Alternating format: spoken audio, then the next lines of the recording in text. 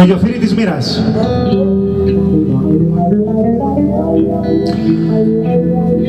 Σε ένα γιοφύρι μακρινό με σάρκα που είναι χτισμένο, γρικά ένας γέροντας καλός νέον απελπισμένο. Για λίγο κοντοστέκεται. Σε λίγο πάει να πέσει. Ποια μάγισσα κακόβουλη με μάγια να έχει δέσει. Ψυχοπατίζει ο γέροντας το νιό να μην τρομάξει. Την ταραγμένη του καρδιά άλλο να μην ταράξει.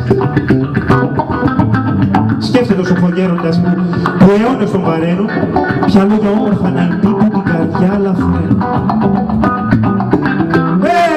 Καλό παιδί σας σύκικο και χιλιοπενεμένο, γιατί μικρό η μάνα σου είχε ταυταρισμένο.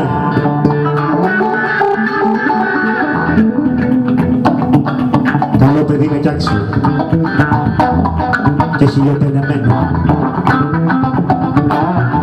Από της μοίρας τα γραφτά χιλιοβασανισμένο. Το στίχος αν προτάξεις μπρος, την κεφαλή αν δεν γέρνεις, του κόσμου όλα τα καλά στο σπίτι σου θα φέρνεις.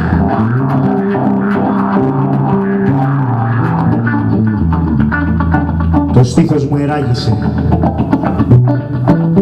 και η κεφαλή μου γέρνει. Της ατυχίας στο λουρί μονάχα εμένα δέρνει. Πότε μην απελπίζεσαι, προβάλλει νέα μέρα κι η τύχη θα έρθει ο καιρός που θα σου βάλει μέρα.